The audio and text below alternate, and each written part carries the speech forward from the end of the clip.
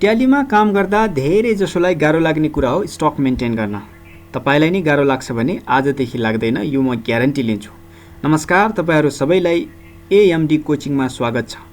यदि तपाई trading company, manufacturing company, construction company, manpower कम्पनीमा एकाउन्टेन्टको जबमा एप्लाई गर्ने सोचमा हुनुहुन्छ भने यो भिडियो तपाईको लागि। यदि तपाईलाई स्टक मेन्टेन गर्न आउँदैन भने तपाईले माथिका कम्पनी जस्ता कम्पनीहरुमा जब पाउने सम्भावना एकदम कम हुन्छ। त्यसैले यो भिडियो अन्तिमसम्म हेर्नु होला। अन्तिममा म ट्यालीमा स्टक मेन्टेन गर्दा बारम्बार आउने समस्याको समाधान दिनेछु। अब लगाऊ आजको टपिक तर्फ। आज हामी इन्भेन्ट्री इन्फो अन्तर्गतको स्टक ग्रुपको बारेमा डिस्कस गर्नेछौँ। हामी ट्यालीमा स्टक ग्रुप कसरी क्रिएट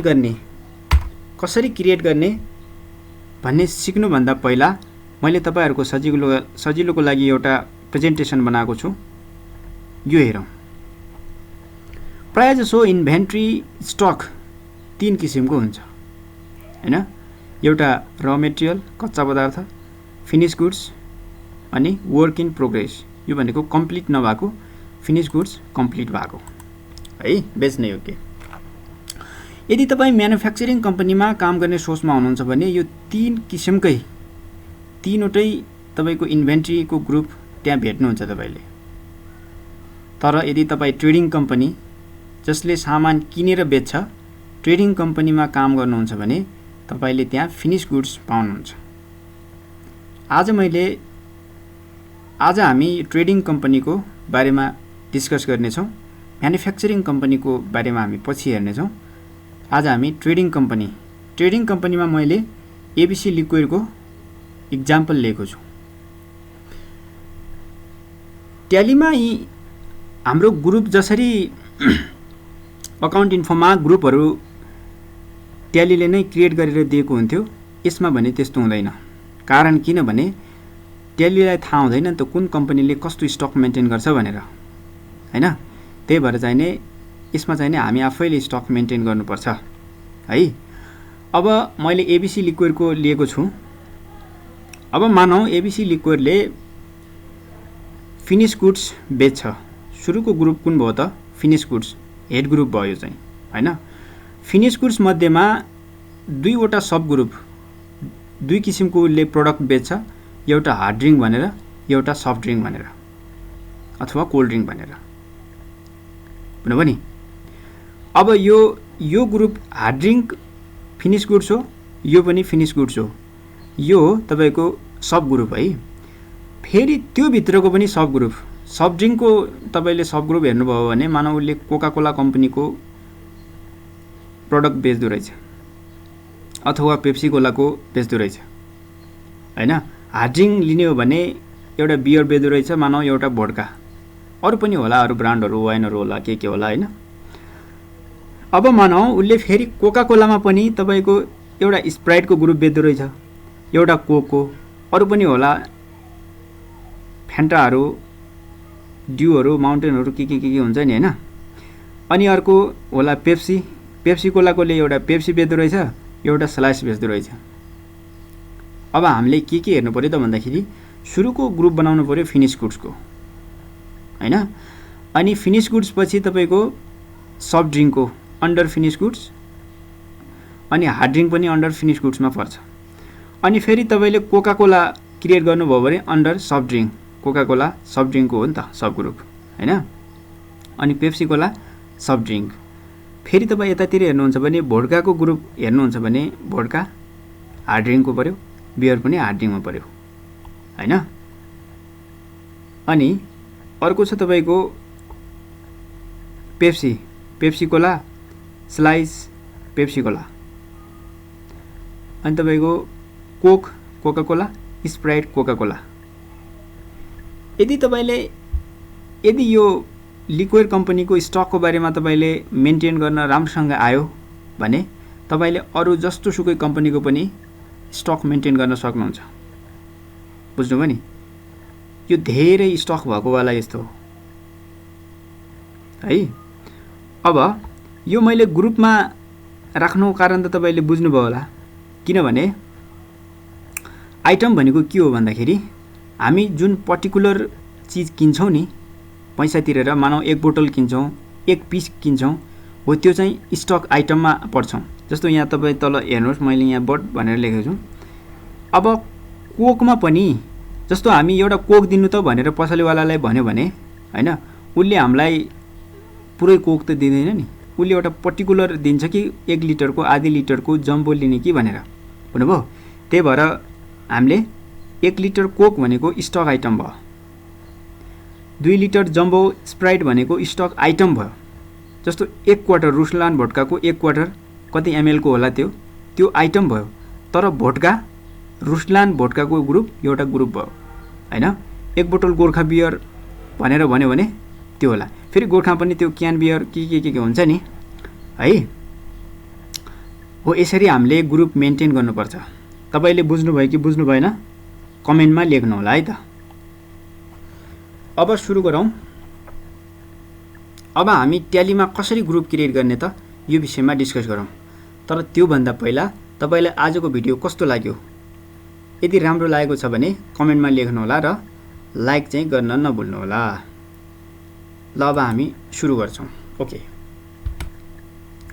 अब हामी सुरुमा तपाईको ट्यालीमा हामी इन्भेन्ट्री इन्फो तपाईले अकाउन्ट इन्फोको पार्टहरु हेर्नु भएको छैन भने लिंक डिस्क्रिप्सनमा हुन्छ तपाईले हेर्न सक्नुहुन्छ अनि कम्पनी कसरी क्रिएट गर्ने त्यो पनि मैले डिस्क्रिप्सनमा दिएको छु तपाईले त्यहाँबाट हेर्नुहुन्छ हामी सिरियली यो भिडियोहरु ल्याउने क्रममा छौं त्यसैले तपाई बेसिक देखि एडभान्स लेभलको ट्यालीको कोर्सहरु हामी यहाँ तपाई इजिली पाउनुहुन्छ है त ल अब हामी सुरु गरौँ इन्भेन्ट्री इन्फोको आज हामी स्टक ग्रुप क्रिएट कसरी गर्ने भन्ने विषयमा हामी छलफल गर्छौं र भोलि अर्को भिडियो हाम्रो स्टक आइटम र इन्भेन्ट्री मेजर युनिट मेजरको हुनेछ है त स्टक ग्रुप इन्टर अब सुरुमा अब यहाँ हेर्नुस् तपाई यहाँ डिस्प्ले छैन है डिस्प्ले छैन डिस्प्ले किन छैन भने हामी सुरुमा क्रिएट गर्दै छौं अब मानौ हामी फिनिश गुड्स बनाउने हो कि सुरुमा हामी र मेटेरियलको मेन्टेन र material finish goods work in progress मध्येमा हामीले कुन ग्रुपको मेन्टेन गर्ने भन्ने कुरा हामी सुरुमा आइडेन्टिफाई गर्नु पर्यो है हामी ट्रेडिङ कम्पनीमा छौं ट्रेडिङ कम्पनीमा सुरुमा फिनिश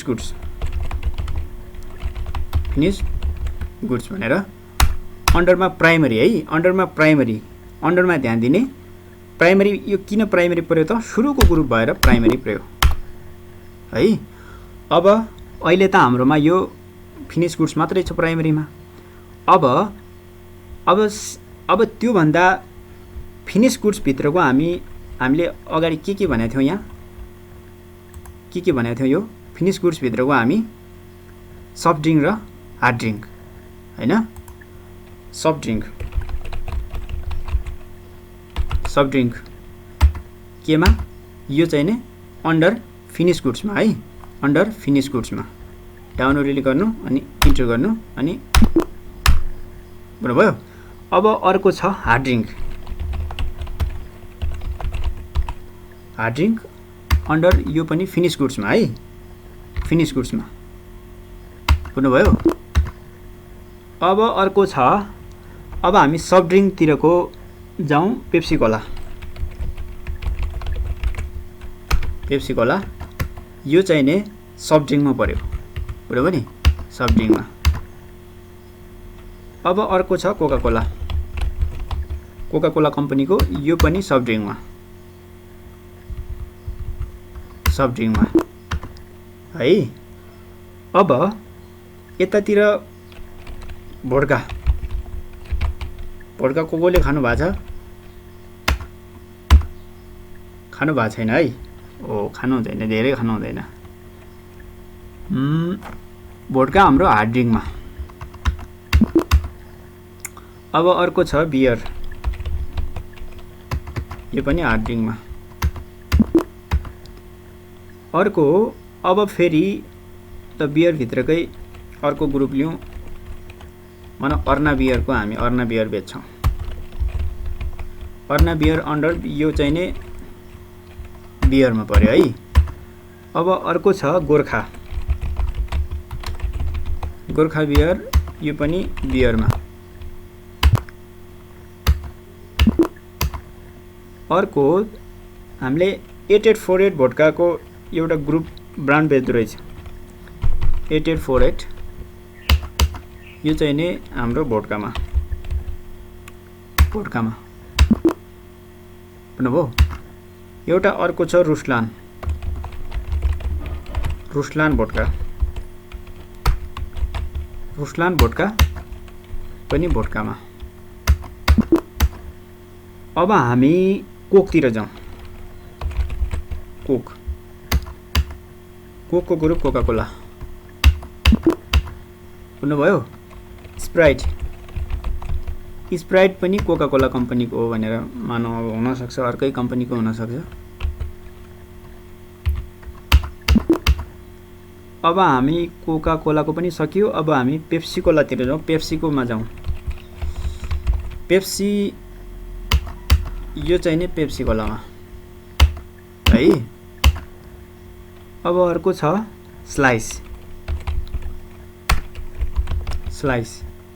स्लाइस पनि मानौ पेप्सी कोलामा हैन, पेप्सी कोलामा।